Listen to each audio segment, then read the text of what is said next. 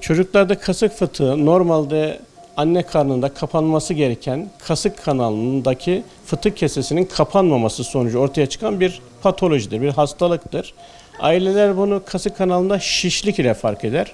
Özellikle çocukların ağlaması veyahut oyun oynaması sonrasında kasık kanalında şişlikler meydana gelir ve çocuk dinlendiği zaman da bu şişlik kendi kendiliğinden geçer. Böyle bir tablo gördükleri zaman kasık fıtığından şüphelenmeleri gerekiyor. Kasık bölgesinde görülen her şişlik fıtık değildir. Ancak en sık görüleni fıtıktır. Bunların dışında kasık kanalında lenf nodları şişliği, herhangi bir enfeksiyona bağlı lenf nodları şişliği veyahut erkek çocuklarında inmemiş testis dediğimiz yumurtalığın yukarıya doğru çıkması tablosu veyahut su fıtığı dediğimiz tablolarda kasık kanalında şişlik yapabilir.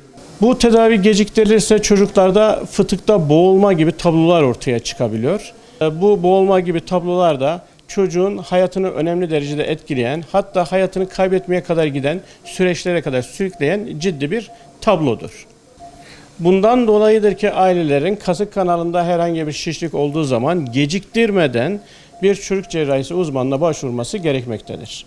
Boğulmuş fıtık, kasık kanalı içerisine sıkışmış bulunan fıtık kesesinin içerisinde karın içi organların girmesi, işte bağırsakların girmesi, karnın yağlı dokularının girmesi, kız çocuklarında over dediğimiz yumurtalıklarının girip kasık kanalı içerisine sıkışması ve bir süre sonra da bunların dolaşımının bozulup bu organların fonksiyon kaybetmesine kadar giden, eğer bağırsaksa delinmesine kadar giden, hayatı tehdit eden ciddi bir tablodur. Eğer boğulmuş fıtık var ise bir çocukta kasık bölgeleri şişer, bir süre sonra üzeri kızarır. Hastanın genel durumu artık kötüleşmeye başlar, çocuk huzursuzlaşmaya başlar ve bir süre sonra da bulantı, kusma, kakasını yapamaz hale gelir, karnında şişmeler olur. Böyle bir durum olduğu zaman ailelerin bir an önce en yakın acil servise başvurmaları gerekir. Kasık fıtığı çocuklarda asla kendiliğinden düzelen bir tablo değildir. Mutlaka ameliyat edilmesi gerekir. Belki de ailelerin en büyük yaptığı hatalardan birisi budur. Kesinlikle beklenmemesi gereken bir durumdur. Prematüre bebekler bildiğiniz gibi erken doğan bebeklere verilen bir isimdir. Kasık fıtıkları da doğuma yakın olarak 7. aydan kapanmaya başlayıp 9. ayda tamamen kapanır. Doğal olarak da bir çocuk ne kadar erken doğarsa, ne kadar prematüre olursa kasık fıtığının görülme ihtimali de o kadar artar. Nelere dikkat edilmelidir? Aileler ya bu bebekler küçük, şimdi ameliyat olmaması gerekir gibi bir geciktirme içerisine girerler. Böyle yapmamaları gerekir. Çünkü çocuk ne kadar küçükse kasık fıtığı da o kadar tehlikeli olabiliyor.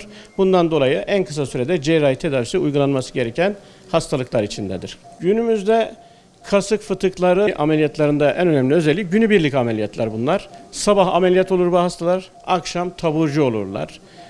Kasık fıtığı ameliyatları iki şekilde yapılmakta. Birincisi kasık bölgesine küçük bir kesi ile yapılan klasik kasık fıtığı ameliyatları. İkincisi ise göbekten girerek yapılan, kapalı yöntemle yapılan kasık fıtığı ameliyatlarıdır. Bu iki ameliyatın da başarı oranı yüksek bir ameliyattır. Ve bu hastalar bilindiği üzere bir anestezi alır, uyutulur ve ameliyattan sonra 3 saat sonra beslenmeye başlar. Yaklaşık 6-8 saat sonra da bu hastalar taburcu edilirler. Aileler bu konuda dikkat etmeleri gereken şeylerin başında bu hastaların ciddi bir ağrıları olmaz. Hayatlara erken dönerler. Yaklaşık bir hafta sonra okul hayatına, 3 hafta sonra da sportif faaliyetlerine tekrar dönebilirler.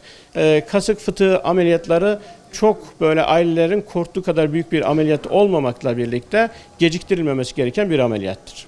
Kasık fıtığı konusunda en sık yapılan hata ameliyatı geciktirmektir.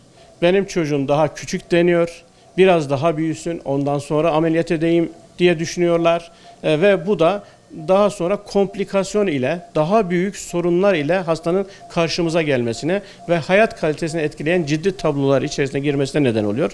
Bundan dolayı ricamız ailelerden böyle bir hastaları var ise en kısa sürede en yakın çocuk cerrahı ünitesine başvurmalarıdır. En önemli tavsiye asla bu hastaları geciktirmemeleri birinci olarak. Zaten yapılan en büyük hata geciktirme. İkinci olarak da bunların kendi kendine geçeceklerini düşünmeleridir.